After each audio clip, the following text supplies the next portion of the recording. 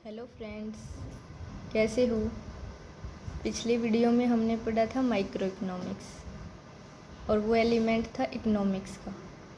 जैसा कि हमने बोला था कि आगे हम एलिमेंट करवाएंगे माइक्रो इकोनॉमिक्स की। तो आज हम शुरू करते हैं theory of demand. This is a element of micro economics. इसमें हम स्टडी करेंगे डिमांड को। सबसे पहले हम ये देखेंगे कि डिमांड क्या होती है। अब डिमांड के कॉन्सेप्ट को कम्प्लीटली समझने के लिए आपको इसके जो एलिमेंट्स हैं, इसमें क्या क्या इंक्लूड होगा, उसको आपको अंडरस्टैंड करना ज़रूरी होगा। तो अब हम यहाँ पर डिमांड से ही शुरू करते हैं कि डिमांड होती क्या है। डिमांड के अंदर हम 3 एलिमेंट मेनली इंक्लूड करते हैं। आप इन तीनों को समझिए, इससे आपको ये कॉन्सेप्ट क्लियर होगा। सबसे पहला हमारा आता है डिज़ायर।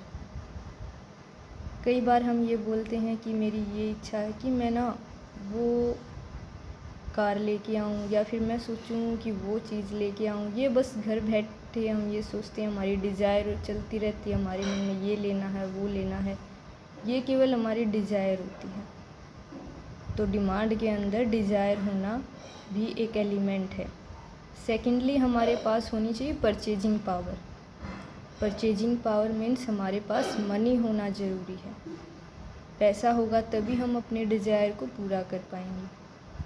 तीसरी चीज़ हमारे पास होगी विलिंगनेस टू स्पेंड, यानी कि मेरे पास मनी तो है, लेकिन अगर मैं उसको स्पेंड करने की इच्छुक नहीं हूँ तो फिर वो डिमांड में कन्वर्ट नहीं होगी मेरी डिज़ायर। तो फर्स्टली डिज़ायर होना ज़रूरी है, उसके लिए मेरे पास परचेजिंग पावर होनी ज़रूरी है। और थर्डली विलिंगनेस टू स्पेंड, यानी कि मैं उस पैसे को स्पेंड भी करना चाहती हूँ। तो इन तीनों को मिलाकर मेरा डिमांड का जो कॉन्सेप्ट है वो कंप्लीट हो जाएगा।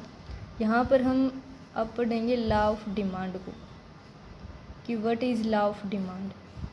जैसा कि लॉ ऑफ डिमांड हम देख रहे हैं इकोनॉमिक्स के अंदर, हर लॉ में, वो लॉ ऑफ डिमांड है या फिर लॉ ऑफ प्रोडक्शन है, उसमें कोई ना कोई कंडीशन होती है। और उस कंडीशन को हम यहाँ पर क्या कहेंगे, अजम्पशन। वो हमारी अजम्पशन होगी। चलिए आगे हम इसको करते हैं, इससे पता चलेगा। अदर थिंग्स बीइंग इक्वल, क्या है ये लॉ ऑफ डिमांड के अंदर ये एक कंडीशन ही है। अगर हम डिमांड को स्टडी कर रहे हैं तो लॉ ऑफ डिमांड के अकॉर्डिंग ये एक कंडीशन है, ये एक अजम्पशंस है कि अदर थिंग्स बीइंग इक्वल। अब आप कहोगे कि अदर थिंग्स बीइंग इक्वल, अब ये अदर थिंग्स क्या होंगी। अदर थिंग्स में मेरी हैबिट हो सकती है, आपकी हैबिट हो सकती है, कोई इंटरेस्ट हो सकता है, कोई फ्यूचर एक्सपेक्टेशन हो सकती है, और भी ऐसे फैक्टर होंगे, ऐसे एलिमेंट होंगे जो आपकी डिमांड को इफ़ेक्ट करते होंगे। तो ये सारी चीज़ें किस में इंक्लूड होंगी, अदर थिंग्स में। इन सारी की सारी थिंग्स को हम इक्वल या कांस्टेंट मानकर चलेंगे, तभी हम लॉ ऑफ डिमांड को स्टडी कर पाएंगे। नेक्स्ट हमारा आता है एट सर्टेन टाइम, यानी कि हम रिलेशनशिप को स्टडी कर रहे हैं टाइम के अलग अलग पॉइंट्स पर। डिमांड का और टाइम का relationship at each possible price, जो भी पॉसिबल प्राइस होता है उस पर डिमांड और प्राइस का रिलेशनशिप। फोर्थ हमारा फैक्टर है able and willing two by, यानी कि मेरी में एबिलिटी होना ज़रूरी है और willing two by. Ability means मेरे पास परचेजिंग पावर होना ज़रूरी है डिमांड को कंप्लीटली पूरा करने के लिए, और विलिंग टू बाई, और जो मेरे पास परचेजिंग पावर है उसको मैं स्पेंड भी करना चाहती हूँ, यानी उसको मैं ख़रीदना भी चाहती हूँ, केवल डिज़ायर नहीं है। यानी ये 4 के 4 एलिमेंट हैं। अगर इनको हम समझते हैं तो इनके बेस पर आगे जाकर हम और भी जो डिमांड से रिलेटेड कॉन्सेप्ट आएंगे उनको हम अच्छे से अंडरस्टैंड कर पाएंगे। अब आप आगे ही देखिए, मैं आपको बता रही हूँ चीफ कैरेक्टरिस्टिक्स, यानी कि डिमांड की कैरेक्टरिस्टिक्स क्या होती हैं। अब आप कहोगे कि इसके बेस पर ही देखना, आपने ये सब अगर एलिमेंट को ध्यान से देखा है तो आप आगे इसकी कैरेक्टरिस्टिक्स तो अपने आप ही यहाँ से देख लोगे कि क्या बन सकती हैं। इनवर्स रिलेशनशिप, यानी कि डिमांड में और प्राइस में रिलेशनशिप, यानी क्वांटिटी डिमांडेड में और प्राइस में जो रिलेशनशिप होगा वो हमारा इनवर्स रिलेशनशिप होगा, यानी कि नेगेटिव रिलेशनशिप है। वो एक ही डायरेक्शन में मूव नहीं करेंगे। हमारा प्राइस, अगर आप देखोगे नॉर्मली अगर प्राइस ज़्यादा है मार्केट में किसी चीज़ के तो हम उसको थोड़ा कम परचेज़ करेंगे।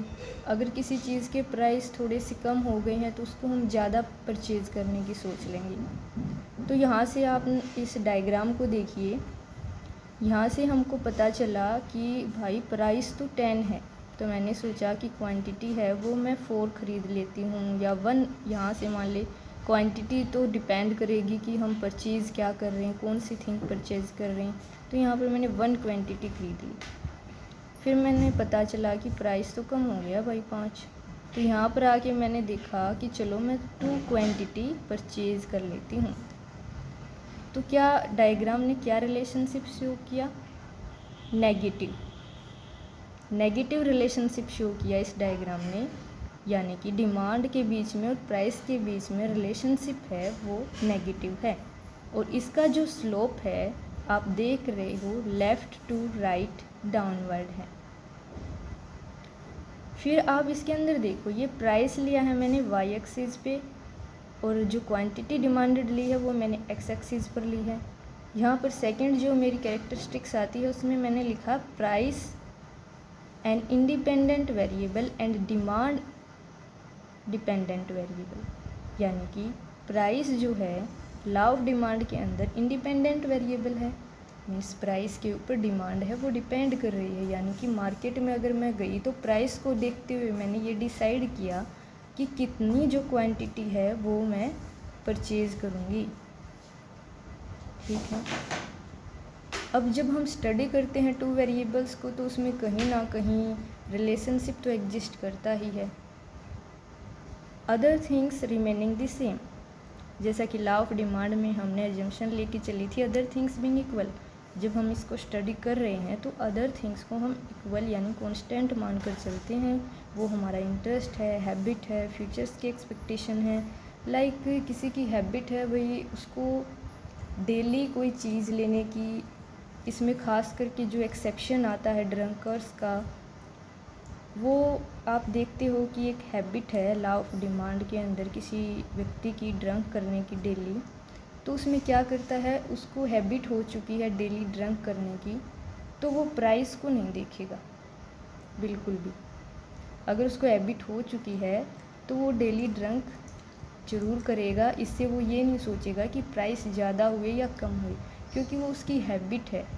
और जैसा कि मैंने कहा है अदर थिंग्स बीइंग इक्वल, फ़िलहाल हम यहाँ पर केवल प्राइस और डिमांड, क्वांटिटी डिमांडेड का रिलेशनशिप है वो क्या कर रहे हैं, स्टडी कर रहे हैं। अब आगे जो आता है हमारी 4th कैरेक्टरिस्टिक्स है डायरेक्शन ऑफ चेंज।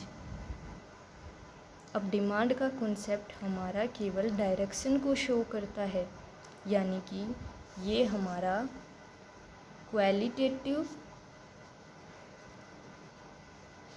जो मेजरमेंट है, डिमांड का कॉन्सेप्ट क्वालिटेटिव मेजरमेंट टाइप का है, यानी कि ये केवल क्वालिटेटिव को बताता है, क्वांटिटेटिव जो चीज़ है उसको ये नहीं शो करेगा। यहाँ पर केवल डायरेक्शन बता देगा कि वो पॉजिटिव है, नेगेटिव है।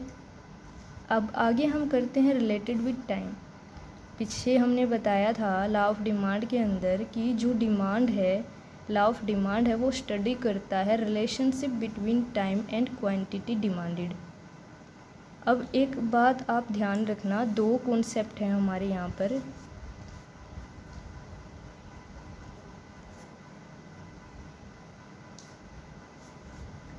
क्वांटिटी डिमांडेड और क्वांटिटी डिमांड।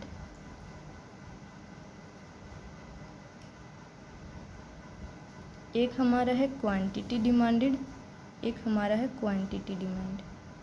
जो क्वांटिटी डिमांडेड है वो केवल प्राइस एंड क्वांटिटी डिमांडेड का रिलेशनशिप शो करता है। अदर थिंग्स यहाँ पर इक्वल होंगी, कांस्टेंट होंगी। लेकिन जो क्वांटिटी डिमांड है वो हमारा प्राइस, क्वांटिटी डिमांड एंड जो अदर थिंग्स हमारी हैं, अदर थिंग्स, उनको भी ये इंक्लूड करता है। यानी कि इसमें अदर थिंग्स को हमने इक्वल या कांस्टेंट नहीं माना है, केवल जो क्वांटिटी डिमांडेड है उसके अंदर हमने प्राइस और क्वांटिटी डिमांडेड का रिलेशनशिप देखा है। यहाँ पर अदर थिंग्स इक्वल हैं। नेक्स्ट वीडियो में हम इससे आगे कंटिन्यू करेंगे। अगर आपको वीडियो अच्छा लगा हो तो लाइक करें, शेयर करें, सब्सक्राइब करें। Thank you.